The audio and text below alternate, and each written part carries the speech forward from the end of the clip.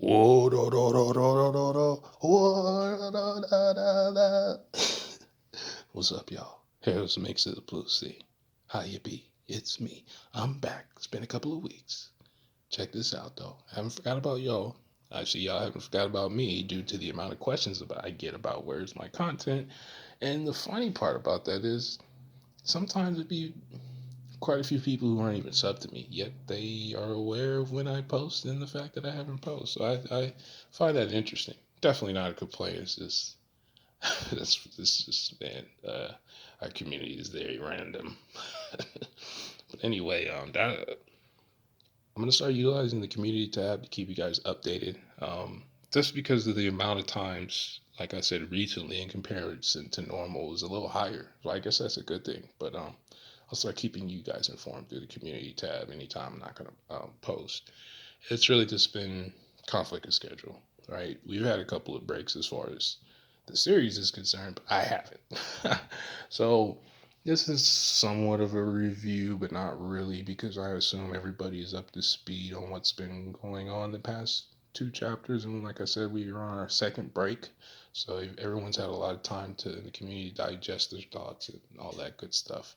Um, which sucks for me because I wasn't posting anything. I don't watch anything. So after these go up, now I can go back and look and see who's been talking about what before the next chapter comes out next week. So, um, yeah, that's about it though. But I do have three individual videos, one regarding Big Mom, one regarding Zorro, obviously, because don't think I haven't been wanting to talk about my man Zorro D Sword out here, boy. Like, see, even the ambulance know what time it is because they just heard Zorro get clapped. No, trust me, I've been itching to get to that subject and Big Mom too, because y'all know how I feel about Big Mimu. Man, that's one of my favorite characters. Don't get me wrong, she has her annoyances, right? I'm not one of those people who overlook obvious obvious critiques that could be considered negative. That's for any character. As much as I love the series, the best part about the series is keeping your ideas like realistic, right? When it comes to some of the characters, and if something you think is good or bad, right? That's up to you. But we get some interesting information in chapter 10 to 11 specifically with Big Mom and her memories and the introduction of Hera. And you guys know how people who write stories, they love to involve mythologies from other cultures and places and things of that nature. And this series is no different, right? Half the characters' name references some language, some culture, some country, right? If it's not Japanese mythology, it's Norse mythology, and you have Hinduism, you have Buddhism, you have Christianity, you have everything represented in one piece, which makes it great. But sometimes it can throw you off track when you're trying to, um, like when you're theorizing, I guess. I don't really want to call it that, but I guess that's what it is, right? When you're thinking about these different concepts like the power system, hockey specifically, right? In the past few chapters, because of Kaido's interactions with Zoro and Luffy and the statements that he makes things interesting. And like I said, we've all been talking about hockey forever. We've been talking about these things forever. And getting a better understanding of Conquerors, right? We got that the past couple of chapters. We got some information about Big Mom's memories and how they may or may not work, right? Because my question, which I've asked quite a few times, and I'm sure some of you have too, is even going back to Whole Cake Island. Big Mom's memory was always going to be something that would pop up, right? Until the issue is resolved, Big Mom dies, or, whatever route Oda takes with Big Mom and her memories. When we first were introduced to Pudding's ability of the like flashback wheel or flashback memory, whatever she did in the forest, right? Where all the lesser homies uh, got their memories back while they were still a homie.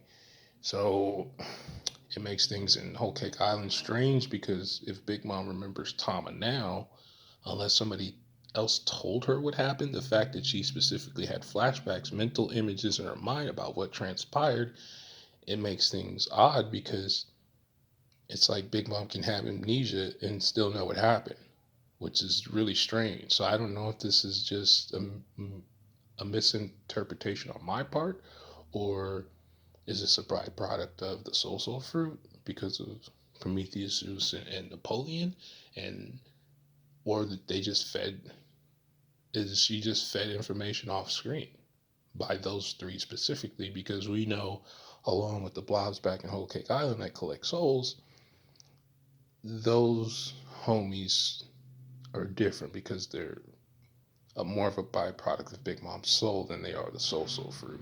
Where it seems homies, it's more of a byproduct of the fruit ability, and they're not pieces of Big Mom specifically, right? And I'll get into it more in the Big Mom video, but it does make things interesting as far as Elbath, right? Which people have been talking about that for years. And it does make Whole Cake still interesting in the sense of her relationship with Jinbei, the fact that the Straw Hats got away, stuff like that, which may or may not really explain too much. But I was always confused on how much Big Mom actually knew after the Straw Hats left Whole Cake Island, right? We know what's told in the paper, but we don't know what Big Mom actually remembers. And now we have in chapter 1010 with her remembering Okabora Town and even remembering Otsu, specifically her face. She remembered everything. So I don't know if there's a difference between Big Mom having hunger pangs and her having actual amnesia. The information does she retain? Is it different? And not to get too far deep into it, because I do want to discuss Big Mom by herself, but something I'll bring up is then does she or does she not actually remember eating the kids and Mother Caramel and all that? Because it's been up in the air whether she actually remembers these things or not, if she has access to that information and remember the whole theory behind pudding possibly being the reason why she's able to remember how she attained her abilities and all of that. But once again, the Simla situation was hunger pain, it wasn't amnesia. So that's why it's kind of important to see if there's a discernment between the two, because it changes Big Mom's character based on what she actually remembers and how she behaves going forward anyway, right? So I just thought that was really an interesting piece of information. I did not expect her to know what's going on or even remember. Once again, it could be a misinterpretation on my part, but between the translations and the viz, there's really no difference in what Big Mom says. So for now, I'm taking it as maybe, like Smoothie said, they defy logic to Yonko, and to the point where someone as unpredictable as Big Mom can actually have amnesia and still remember what happened during the times that she has amnesia, because Tama had said you regained your memories. So that means when her memories come back, she remembers everything that happened up to the point where she blanked out. Again, that's interesting to me. So there was that. And then the elephant in the room, Conquerors, right? Been saying it. You guys know, been rocking with me for a long time. I had 30, 40 videos that used to be on my channel that are not my fault. Um, you know, learning is a process, right? And a word to the wise. When you want to change thumbnails and do actual editing, stuff like that, don't remove your videos to redo them. Just private them. This was stuff I didn't know or didn't really pay attention to. Just private them and then do that. I did the dumb thing and I deleted everything because, well, I had it on my computer. My computer died. So that's kind of what happened. And that's why the frequency and the posting had changed about a year and a half ago, or about a year ago now, a year and a half.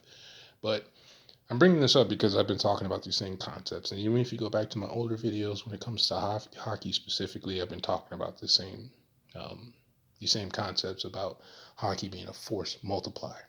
And, you know, for those of you who don't know, anytime I discuss something, I never think it's just my idea. Even if I came up with it on my own, I just assume there's no way with all of us together that somebody else hasn't thought about these things. But to me, it's always been a force multiplier because the way it's introduced, right? Like if you think about the two moments when it comes to Conquerors that you remember the most before, pre-Wano, have to do with Fishman Island and Sabaody, right? Specifically, um, which makes statements about what Kaido said to Zoro, and Zoro's response really strange to me, right? Don't obviously we never forget about Zoro, the sword over here boy, representing from the south side of Shimosuke Village. Y'all already know the senpai of the Santaryu. I'm trying to keep it calm today. I'm excited to talk to you guys, but you know how I get when we on Zoro time, man. But something that Zoro says. I know I'm skipping around. Like I said, I just didn't think a standard review would be necessary because of how late I am, right? But I will talk about Hera and everything else, and don't worry. Zoro, Kaido implying that Ashura is based on Conqueror's Haki is very, very crazy. And I'm going to get more into it, obviously, in my Zoro video because there's things about him that we're still lacking as far as knowledge, specifically conversations with Mihawk and what went on during his training, and why the fact that one Mihawk isn't discussed yet. I still think Hitetsu will bring him up because of Yoru somehow. I just don't think with how important, right, the top blades in the series are, including Gandhi's sword, right? That the Yoru just doesn't get discussed. If it doesn't, not a big deal, but it's something I really want Mihawk to be brought up, just giving his title. And he's a wanderer, right? He's been traveling on a little boat the entire series, as far as we know. So it's impossible that, to me, that he's never graced Wano, right? And then obviously I want to talk about the Legend of Zoro, which is building in Wano, as far as his own mythos that doesn't necessarily include being a straw hat, just pirate hunter Zoro. And the first thing when we see Ashura, and if y'all remember during the chapter review when I was talking, when Big Mom was like, "Hey, Kaido, dodge." I said before, if the first shot missed, the next thing he hit him with was going to hit. But I'm not surprised it didn't do as much as we thought, right? It's still Kaido, man. But all it does every time Zoro has some feat, it just hypes up Mihawk. Because there's no way Zoro can do something Mihawk can't. And with more experience, right? And even though it's not canon, right? Even in Stampede, the whole meteor scene, this keeps being brought up when it comes to Mihawk and Zoro's relationship. And even if you think now, right, what's going on with Wando and the Shichibukai abolishment, and people, for whatever reason, thinking it's a good idea to go after a Mihawk when we all know the baboons is clapping them boys. And especially the one that learned from Zoro the most, you might need at least a vice captain, maybe a captain, maybe a vice admiral. I don't know. I'm obviously joking about the monkey, but the fact that with Zoro, right, his route to understanding how hockey works has been different than Luffy's, and we really don't know how much Zoro was taught to begin with. We know he was taught how to code his blades and himself, which so far we've really only seen him code his arms the same way we've only seen Sanji, even though it's for quite some time it's been implied, at least to the community, that Sanji had arm in hockey, and we didn't see it actually the blacking of the leg until Wano. So it's not that big of a shock, right? That even with what level they are, that Ashura to a Kaido is not as imposing, right? Had that been King or Queen or Jack, different story. I think, even with their regenerative abilities, I think that they're not tanking that the same way that Kaido did. It's just the gap we've seen, right? Even though Luffy's trying to close that gap now with the ability to apply Conquerors to his attacks and his other hockey, in a sense, as a force multiplier, like I've been saying for years now, it's still not enough, in my opinion, right?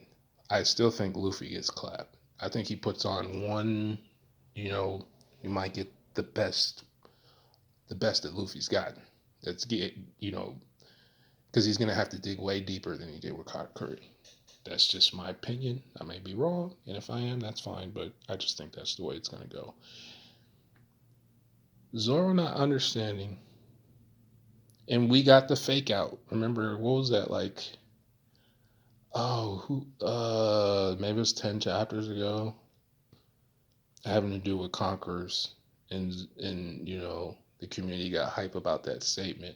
I think it was, yeah, it was like 10, 15 chapters ago, before the rooftop stuff, when they were still on the floor trying to get the antivirus from Apu, like around that time period, and we got the fake out statement about the Conquerors hockey coming from Zoro, and he's like, I don't know what you're talking about, and then we get it again now with Kaido. I'm gonna tell you right now, me personally, I think Zoro's capping right now. I think that's all cap, pretending not to know about Conquerors. He might not understand that Ashura has something to do with Conquerors, but Fishman Island, this is what makes this statement bother me. Because when Luffy knocks out the 50,000, and Zoro has one of his, quotes, that's a famous statement now about, he better be able to do, I'm paraphrasing obviously, but he better be able to do this much. Like as Zoro that was the hype in the community, right? That for Zoro to feel that way, he must A, know what Conquerors is, and B, possibly have access to it, right? And this interaction with Kaido just makes it confusing. And I don't know if this is just a pre-time skip thing. Or no, that wasn't pre-time skip. No, that wasn't pre-time skip.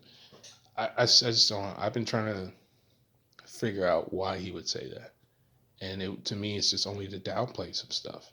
Like, even the first time he used Ashura, he didn't really reference Ashura. He didn't, Zoro doesn't really boast his skills, like that. Like, if you look throughout the entire series, he always talks about wanting to get stronger, but he doesn't boast how strong he is. It's not like he doesn't know, right? Based on who he's fought and who he's clashed with and stuff like that. I think he knows, he has a general idea where he is. That's one of the reasons why he wanted to take a shot at Kaido, right? Because he hasn't had any interactions with Yonko yet. He clashed with Fujitora and got, Fujitora had to give him that elevator down button real quick. And other than that, though, you know, as far as we know, um, Zoro doesn't come into contact with anybody as this strong, with the exception of Mihawk. And for obvious reasons, Mihawk, whatever one-on-one combat training they did do, if they did any, because Mihawk could be a trainer similar to Garp but not Rayleigh, where he tells you to do something and you got to go figure it out. He's not walking you through the steps. I don't know if that's the case, because even when we were given insight about how Zoro learned armament, Mihawk just told him, you can't drink, man. Nothing, no more VIP bottles, no more Cristal, no Moet, no Everclear, none of that. Nothing. No sake, no Hennessy, no Grey Goose, nothing. Nothing. You just, not even no Barnett's. For those y'all don't know what that is. But we don't see what he does, what any statements, we don't see any of that. Which kind of makes sense, because we couldn't get that information from Mihawk giving it to Zoro before Luffy, the main character, learns it. I understand that part, but it's just been left so ambiguous by Oda, like he likes to do with quite a few concepts in the series. So that's the basis of my gripe. Not that all sure it didn't work. I mean, it did work. It worked, but you're not killing Kaido, right? But who knows? The third time's the charm, right? Maybe that's what we're going for. Oda likes his themes of three. The number three is probably the most represented number besides one, and that just because of the name of the series. But the number three is, so maybe this third time, because he's not done. And for him to be going through this situation, right? Ocean sovereignty or whatever it's called, right? Um, Blocking that attack, even I don't care how long it was for. We never seen two Yonkos combined in attack, and the first time we seen it, we seen what it would have killed them.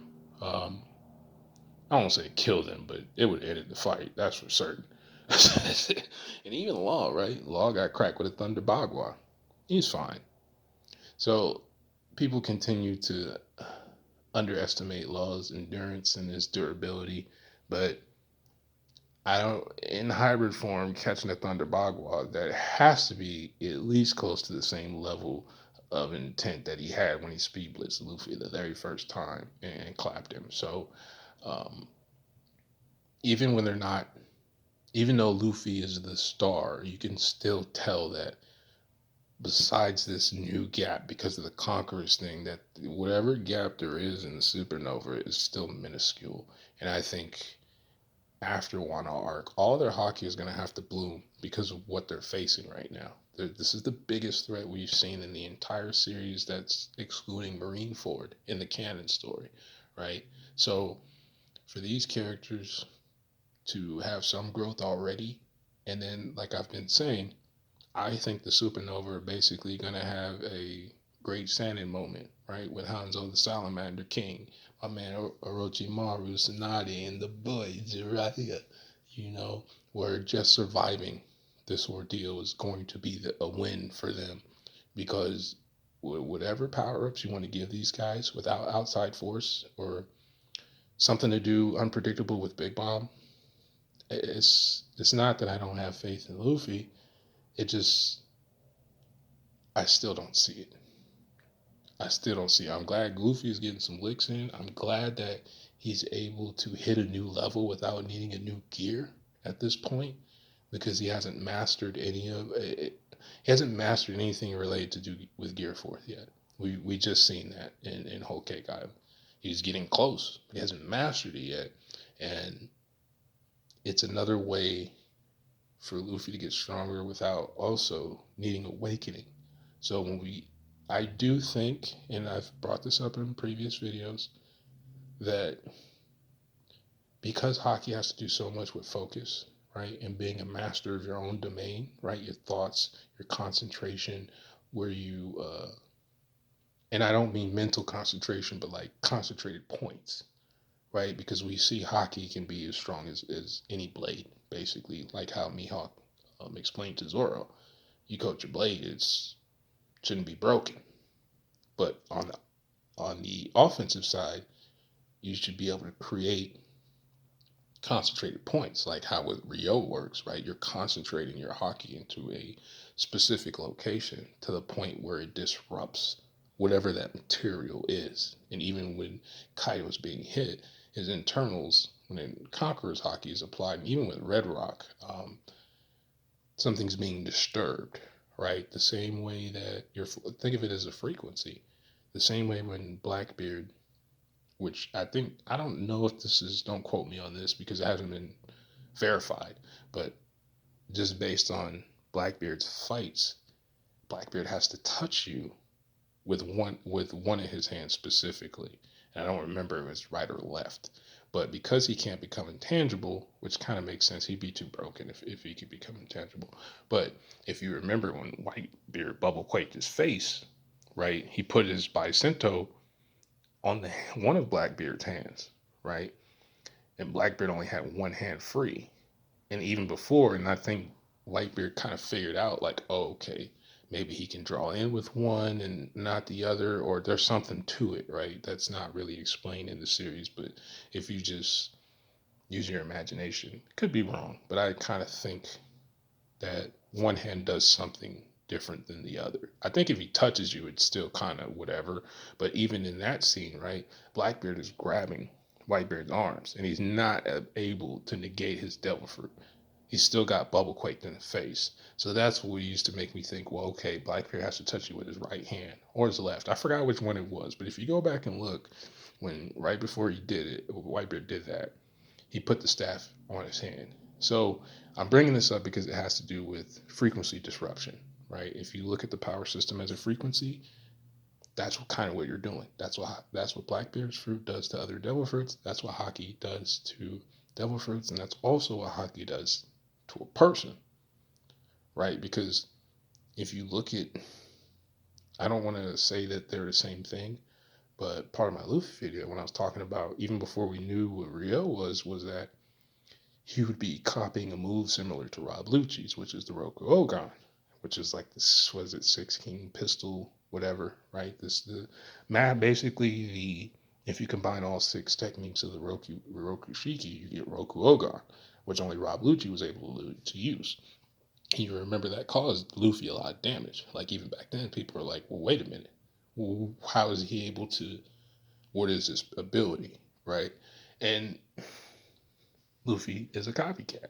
So I used to think, well, Roku Ogon, King Kong gun, like, oh, we can make a pun somewhere with that. And Red Rock is kind of close, but I think whatever King Kong gun he has using the Rio ability, especially with Conquerors, because clearly the two are different, right?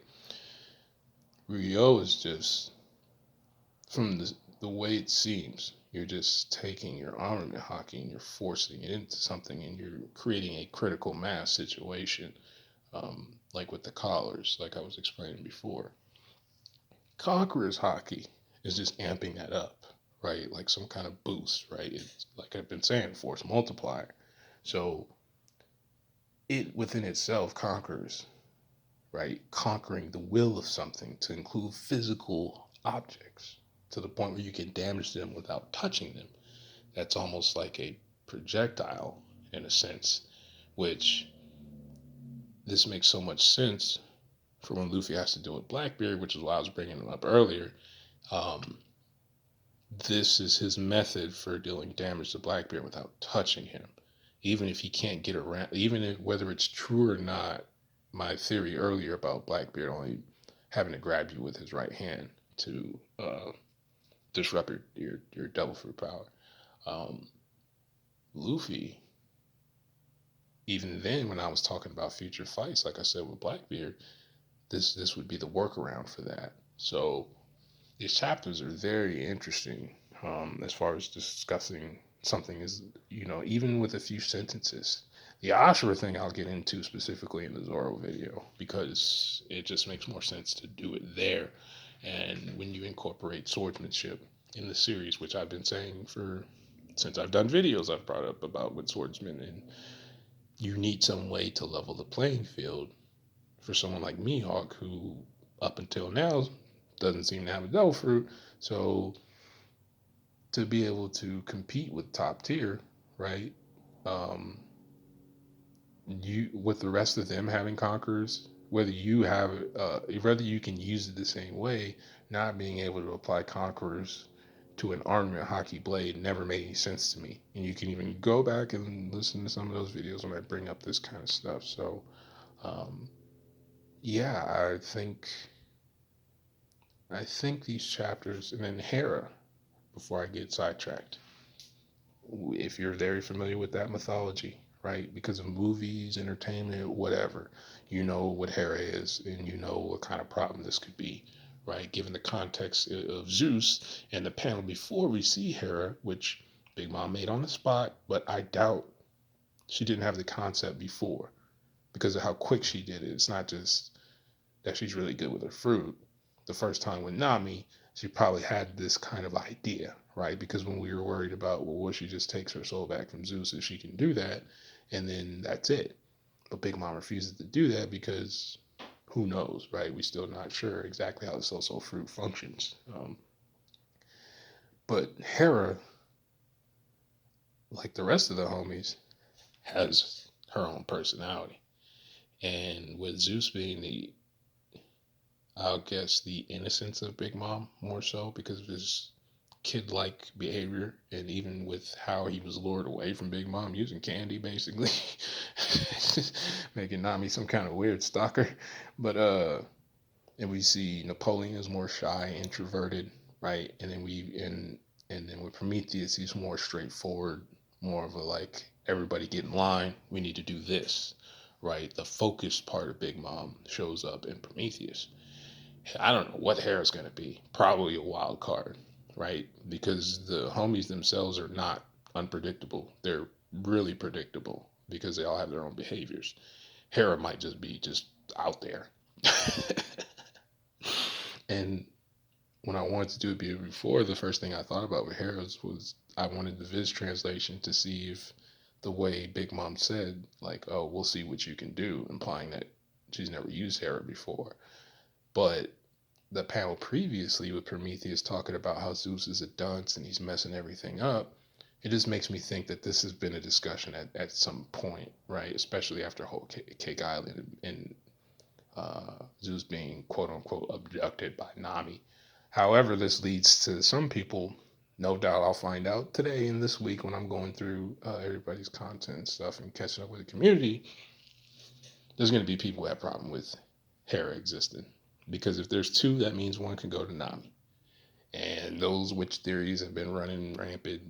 You know, I won't say that predate YouTube, but predate the community as far as One Piece on YouTube. Like back when people were only using forums like this, you know. So it's gonna be rough, man. We're gonna see. But I just wanted to catch up with y'all and let y'all know what's going on with me and what's coming and what videos coming. Obviously, Big Mom coming. Whoa. Yeah, I guess she does do that a lot too. And we got some Zoro stuff coming up. You know, that's my dude, man. Especially with Mihawk and Wano lore and things like that, I want to get into more, but that's more specific to Zoro. And I don't really have any predictions right now. If I do think of anything, I'll bring it up. I just wanted to give you an update and just talk about those things because that's what I was thought about the most. Like I didn't forget, you know, Hawkins is finally gonna have another fight, and the kid, and, you know, Killer finding going to look for Big Mom, who we seen what happened right at the end of that at the end of the chapter with the old Thomas stuff when I was discussing the memories. Big Mom, page one got page 187. He's out of there. OT don't want that smoke. Okay, Luffy would wreck OT. I think we know that. He'd have to put a little effort into it, but you don't want the Big Mom smoke, man. Kaido's the only person on this island that really wants that smoke, that can handle it one on one. So I don't know what OT finna do, but it sure ain't finna be do anything about anything to Big Mom. I can tell you that right now. Because for Big Mom's morals and all her issues, right? We still know Big Mom don't play that, man. You know, she might knock her kids out, but on paper, Gelato's the closest one we've seen to her actually killing, right? But we haven't seen her kill any of her. Oh, Opera, if you wanna, I guess Opera got X'd out.